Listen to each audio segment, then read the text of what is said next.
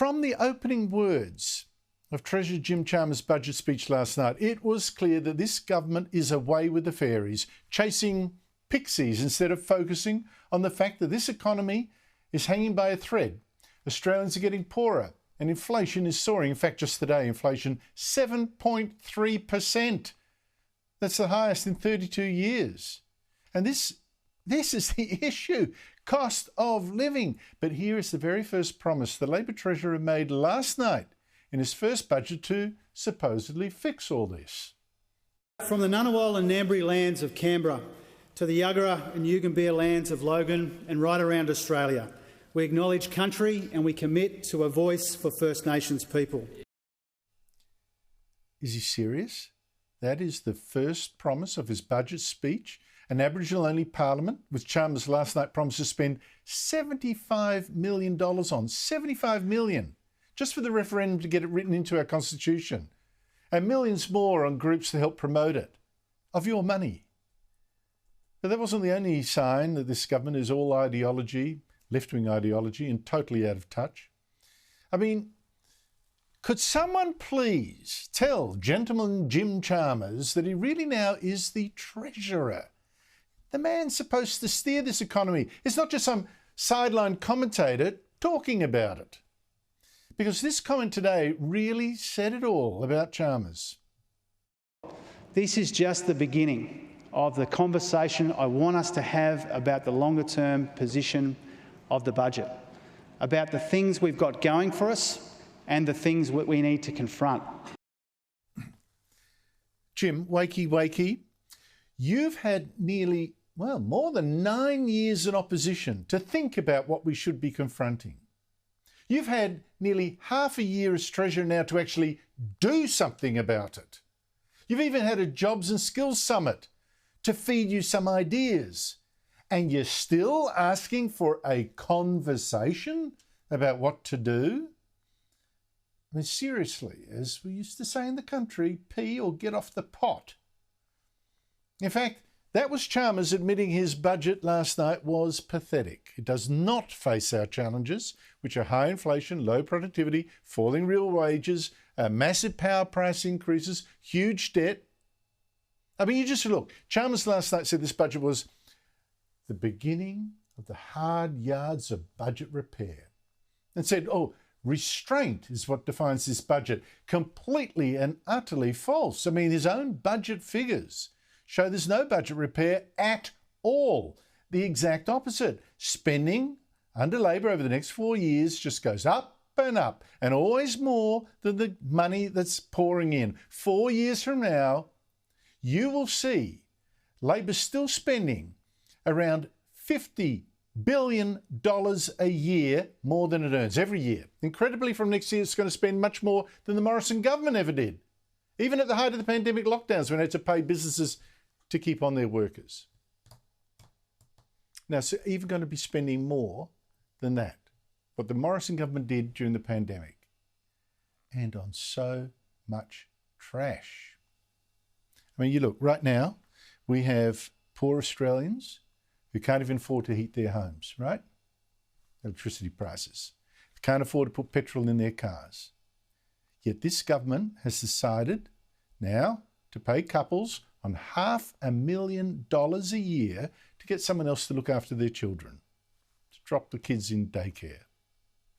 How does that work out? Or how about the race-based parliament? Or spending $25 billion a year on its global warming schemes?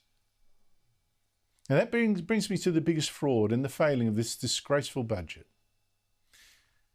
Now, I'm not unfair. I didn't expect Anthony Albanese to instantly cut electricity prices and stop inflation. But what I do blame him for is his lies. How dare the Prime Minister have stolen the last election with a promise that he must have known was fake. This promise that he made 97 times. Reducing power prices by $275. For cheaper electricity. It will save families $275 on average a year. Households will benefit by $275 on average. It will mean cheaper power for homes and businesses. And now, 5 months after Albanese used that lie to make himself Prime Minister, we know the truth because it was hidden deep in the budget papers last night. The average electricity bill will not fall by $275 under Labor. It will instead rise by $1,000 over the next year and a half, and who knows what after then. Your gas bill too will also rise by an average of $600. And all this is just part of the price of the global warming madness that is destroying our coal-fired electricity system, without governments actually having anything ready to take its place. Well, nothing that works to give you 24/7 power when you need it. And I've said before, what we have been witnessing has been the greatest act of economic vandalism in this country's history. Our politicians, state and federal, have already helped to drive 1/3 of our coal-fired power stations out of business in just the past decade. And most of the remaining generators, they will be gone by 2035. That's just 13 years from now. And that includes all Victoria's coal-fired generators under Premier Daniel Andrews' bad plans last week. And you wait to see the mayhem then. The Australian Energy Market Operator is already warning of blackouts in Victoria and South Australia in just 2 years, with worse to come, of course. But what's truly frightening is that Anthony Albanese, and you see it in this Labor budget, he reckons the answer to this disaster is even more of the same that caused it. More global warming schemes, less coal, and it's all sold with the same fake claims again today. The cheapest form of new energy in this country is renewables.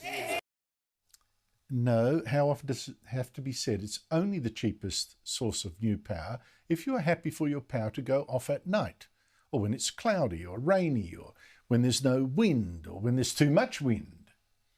But if you want an electricity system driven by wind and solar, if you really do, you will first need to string massive power lines all around the country to link them up. Labor claims it can do that for $20 billion, as if, we remember its estimates of what the NBN would cost. But you also then would need to build a second new power system, a whole new electricity system to take over from the wind and solar when it's darker, when the wind dies. That's why it costs a bomb, not just here, everywhere. And I say it now, the more coal-fired power stations that this government will force shut, Liddell's going to be shut next year, the more you will pay. Because what that budget admitted is just a taste. And a PS. You know the difference all this green power will make to the climate, all this $25 billion of spending Labor's promising, as the former chief scientist admitted? Virtually nothing. It's all pain, no gain, kind of like a motto for Labor's budget.